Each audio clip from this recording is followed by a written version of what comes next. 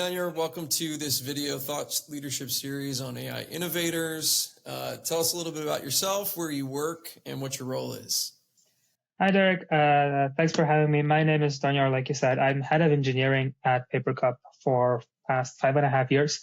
I joined the company as part of the expanded founding team back when there was not a lot of ML infrastructure, and we had the fun journey of setting it up from zero, from inference engine to training pipelines and everything.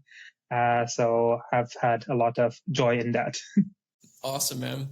So tell me what you what makes a video globally accessible to you in Papercup? Like, how do you guys talk about that?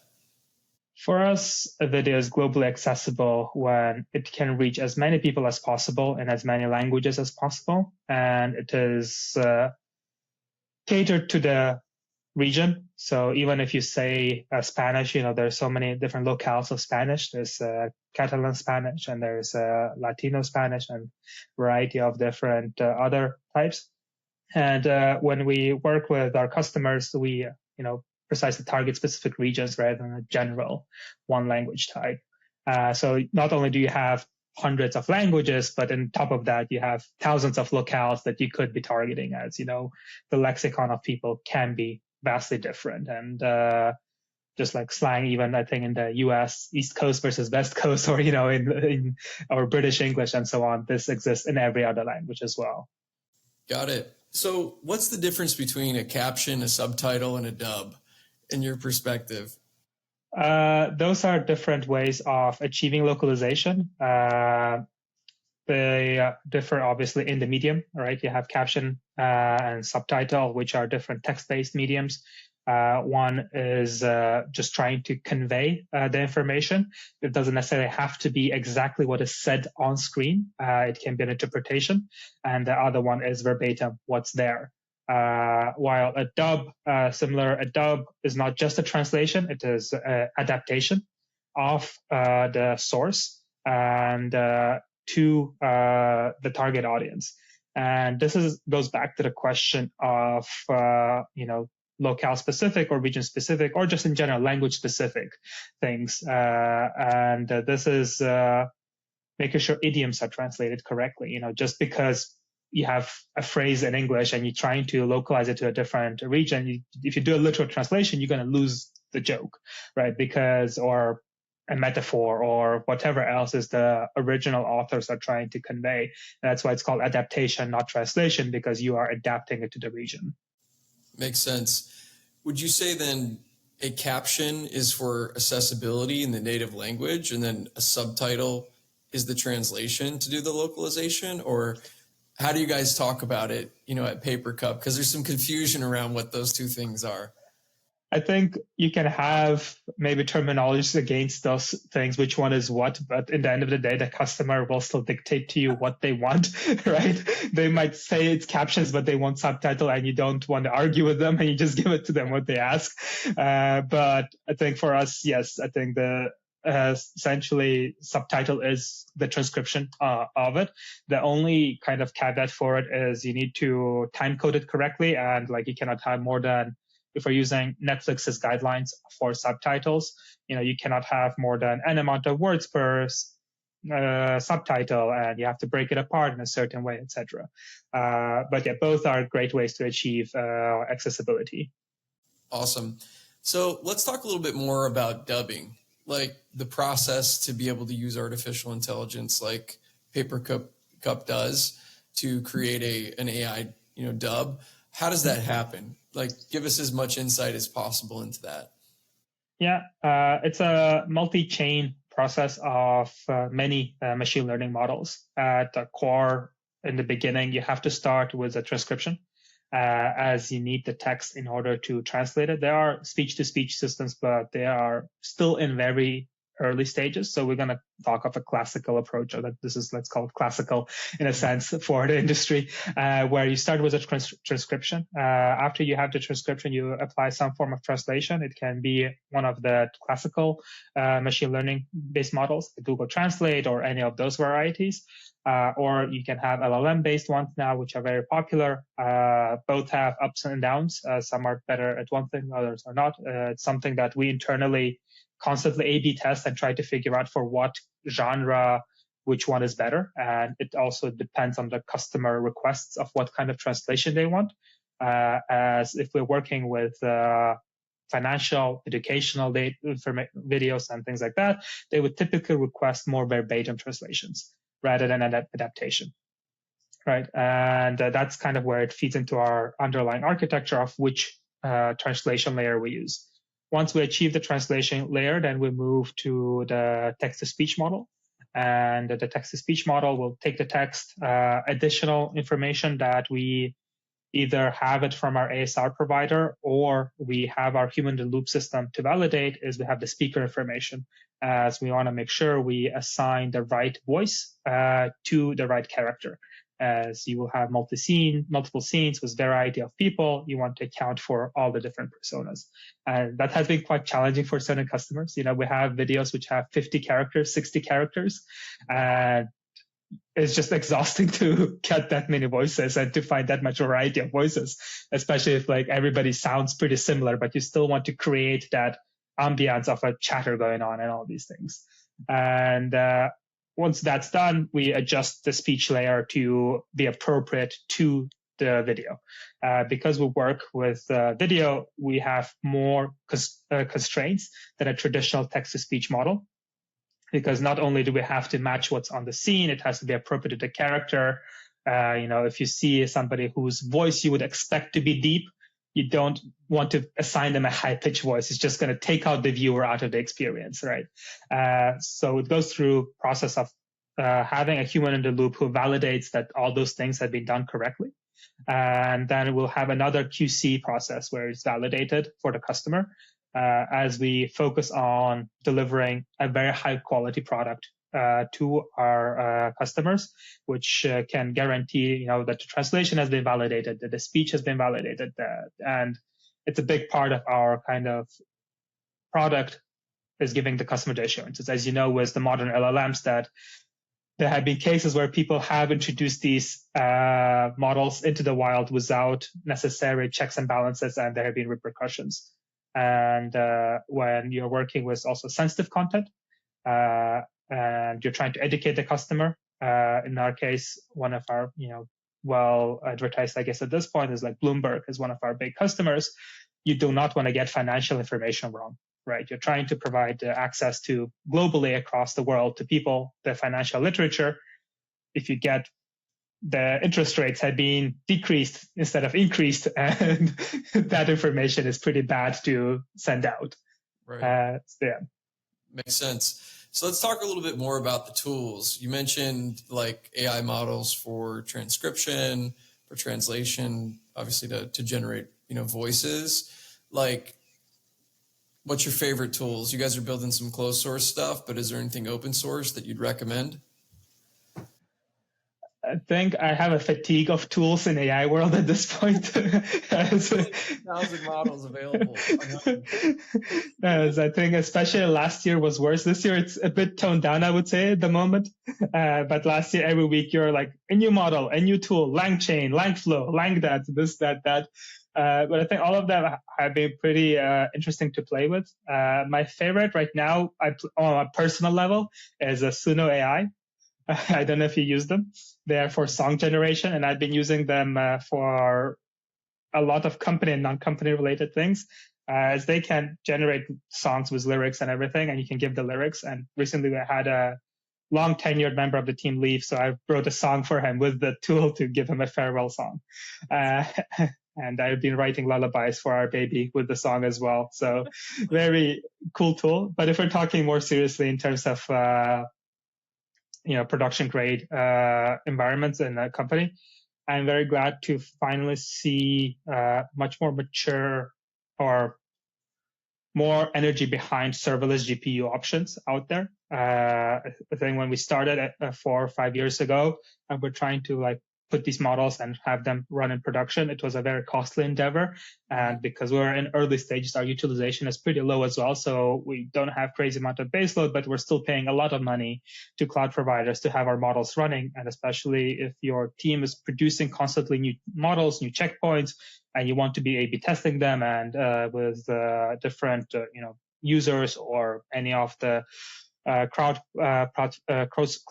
sourcing platforms, then quite costly to just have them running and at a 2% utilization, right? And what we've seen in the past probably 12 months is a bunch of platforms that enable you to pay for what you use or use community resources and things like that to just really drive down your spend. And we have seen that in our infrastructure when we have used serverless options, both like Lambda type, of serverless functions, but also the GPU based ones they just so much bigger spend with GPU instances. So whenever you find a way to optimize that cost, it's very reassuring to the company, but also lets you scale a lot more effectively. Right. That's interesting. So when you say serverless GPU, you mean like the infra endpoints from Hugging Face, for instance? You can just basically tap a model for whatever you need and then use what you need for what you use, or break that down a little bit more for our audience. So we have serverless options like that, like where there's a strong abstraction between the compute that underneath. You kind of in ML, you don't really have as strong of abstraction as in traditional software engineering, because you still need to be aware of the GPU type that you're spinning out, which has implications on like FP16 or FP32, etc. But in general, you can ignore that to a certain point. So you have Hugging Face, you have RunPod, you have Salad, you have, trying to think who else has been there, I think Modal and many, many more. I think that, like I said, it's been a lot of companies who are coming up with these solutions. Then you have more middle tier ones, which are managed compute, I'd say, which manage the scheduling and unscheduling instances on EKS or any of the Kubernetes-based clusters for you, and they just manage the load for you and take off that responsibility of counting your requests, finding out what's the best time to increase number of nodes and decrease of them, and they do it more dynamically. Got it. And both options are great, right? It depends on what parameters you're trying to fit into.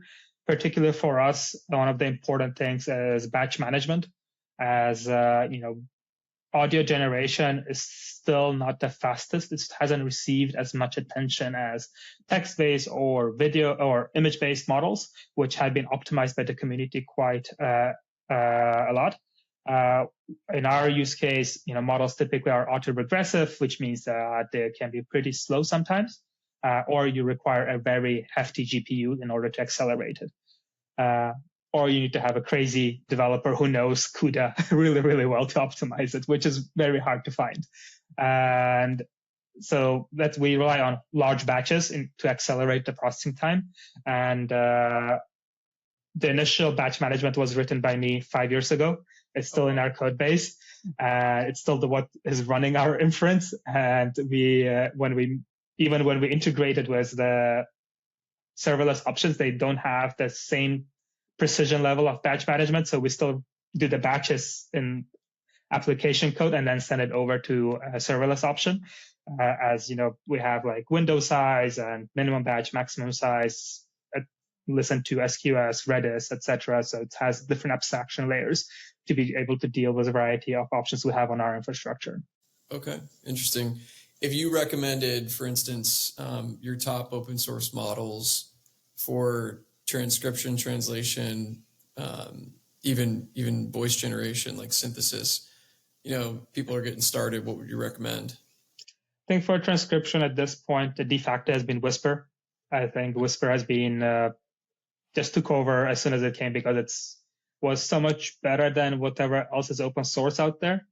Yeah. We still have quite good, I think it's not the best for us. We find it has quite deficiencies, but it's the best to get started with. An extension of it is Whisper X, which gives you more precise timing information. So if you're trying to do a specific type of alignment, it's really good. And then on the translation layer or LLM layer, you cannot go wrong with a Llama 3 at this point, or Mistral. Both of them are okay. They're not amazing as the bigger models that you have from like OpenAI or Opus from Anthropic, etc. But you need to quickly start picking the right model for the right language. As a thing in Llama, 80% of the data sets are in English, and then 20% is other languages. And that's an improvement on Llama 2. And that gives you how heavily skewed these models are towards one language. And they're absolutely horrendous in Arabic. So I don't know what I can disclose in this podcast or not, but when we did try Arabic with Llama, it quickly got into questionable responses, let's say. And we had to find an alternative model, which I think Falcon, is the other open source model that is coming from Middle East. That one is really good at Arabic. Okay. For obvious reasons, because it's been developed by people who are aware of the language, who are aware of a bunch of other things. And that is something we quickly discover when we productionize any of the AI models, is how not great they are in different languages. So one thing we at Papercup struggle with is going beyond English. It sounds weird for a company that's trying to break the language barriers, right? But our source is always English, and then we go into other languages. If you go other direction, let's say you take, let's take a less resourced language. So we can take, I think, Spanish even. Spanish is the second biggest data set in the world after English, but your accuracy drops so much from going from English to Spanish. And it seriously impacts our pipeline, because as I described earlier, we have a sequence of models, and your errors just accumulate, right? If your transcription is off, your timing is off, that impacts your speaker selection, that impacts your translation, that impacts your humans in the pipeline who have to review that and correct all that. It quickly goes into non-manageable territory, because transcriptions can be so off that you essentially might as well have a human-based transcription service. Gotcha. So you mentioned human a couple times, or human in the loop. Talk to us a little bit about like how you guys see that part of the process, and is that tied to like accuracy? There's obviously a huge cost there. Like, how do you balance the decision to bring humans in, and for how much of the process? Since we work with companies who essentially putting their brand on the line when producing with us their content, we put a very high bar on what's acceptable. Typically, a customer would give us guidance on, what they expect, and after we reach with them consensus on the quality bar, that's then essentially the bar that is set for our QC process. And video can go through multiple QC processes in order to be validated, till you have a person who's responsible for the videos understand conceptually what the quality they need to meet. It's a hard parameter to tune, as we hire not only native speakers, but we hire professional translators, so they will know how to correctly adapt an idiom, or be aware of what's going on in the country, right? Like, it's just some of the things is just so hard to account for when you're doing some translations, so you need this level of precision. And we had trouble, let's say, when people go over the board of trying to correct everything, and then we do blind tests on crowdsourcing platforms where we're like, this is when a person spent 2 hours on it, and this one they spent 10 hours on it. Can you tell a difference? And you get a marginal score difference, and you're like, yeah, there is a bit of diminishing returns with a more human input. You put what's the underlying value you're getting out of the product. Got it. That makes sense. So when we talk about like dubbing in particular, which is your area of like service essentially around video, dubbing historically is super expensive, right? Yes. How much are you guys reducing, or do you see the potential to reduce the cost of dubbing and making videos globally accessible in that format with AI in your process? Yeah, I can give a I won't disclose which customer it is, but I can give you the figures that they were given when they went to a traditional dub house and when they came to us. When they went to a traditional dub house, they were quoted, I believe, $500,000 for the dubbing project. And when they came to us, it was 5 to 6 times less, I believe, the quote we gave them. That's for the same service quality, right? And was much shorter timelines. We can produce hundreds of hours within months, while a traditional dubbing house can do it only in a 6 months period, if not longer, depending how much. If you can always pour more money into dubbing house, and they will do more, but it's can get very costly very quickly. So we were able to bring the price down anywhere from 5 to 10x at the moment. Okay. Primarily, this is the high cost. It's not as much as we would like to drive it down. We would still want to strive it to be much more lower, 100x lower, maybe, get to that level. It's primarily constrained of how much, human effort we currently put into the process, and scaling up the operations and all these things around, achieving optimal workflows and getting better translations and speech models, etc. Got it. Do you see a virtuous loop when you're using humans, where you're taking that and training your models and tuning them to be more efficient over time, so that the accuracy and output can get better? Or is that like a pipe dream? It's not a pipe dream. So we have had multiple attempts at that, I think, and it will continues to do that. Right? There's the agent type of structure where we can. We record the actions that people take against a piece of text, and then we can design an agent that pretends to be them and be like, here's the translation, and this is the previous translations you've done. How would you change this? And then automatically correct it. And we also have flipped the process. So earlier I talked to you on, producing the video, then having QC, but once we reach a certain quality threshold, we flip it where you do QC first and then have a LLM-based workflows correct it and then give it to a person. And that's all based on having the data available to us of like, how would a human approach this with all the context that is available to us, which is the video details around like the transcription, translation, but what characters are there. You can also enhance the context further with video and so on. So I think there is definitely, that's when I said there's a scaling of workflow. This is where those things come in, is like, how do you take all that context and feed it into the model so it can improve the translation? And thankfully, the models are getting better at it, and the context window is increasing, right? If we look at Gemini 1.5 Pro Ultra, don't know what Google named it, that has 2 million token window. That's great for us, right? We constantly test around with these models, and we gave it a whole transcription file of a whole movie and be like, give a translation to this. Okay. It failed, but it gives you what it could do if you structure it correctly and give it the right encoders, decoders, and all these things. It's been live only for 1.5 months or 2 months, so we haven't had crazy amount of time to tweak it. But we have definitely seen, I think, 30 to 40% improvements by optimizing our LLM workflow. And this is just like the first iteration of it. And we're going to get better, which will get to our earlier point of driving the price down, right? If we can get it down to much lower pricing point for our customers, where it's not only big media companies, but almost anybody can access the platform, then we're going to reach our goal of helping people understand each other and connect the world and all those things that come with it. That's awesome. 2 final questions.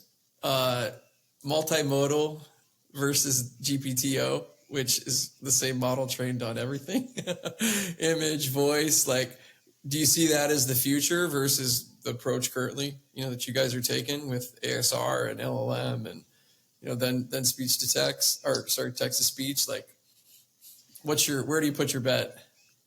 For the next 3-4 years, or let's say 5 years, just so I have a close round number, I guess, I don't see us switching to a multimodal model that can do everything. And the main reason is control.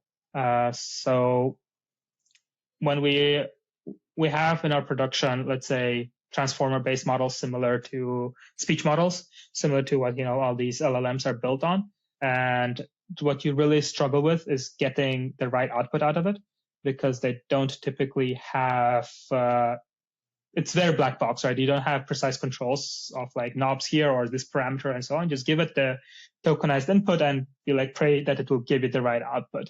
And the problem we have with translation and speech is it's a many-to-many mapping, right? If you take transcription, it's many-to-one mapping. I can say hello world in 5 different ways, but you're going to still transcribe it hello world, right? But I can write you hello world and you can say it 20 different ways and it's going to convey 20 different things, right? And this is the challenge that you have in dubbing or text to speech within the context of the video is you need to generate appropriate speech.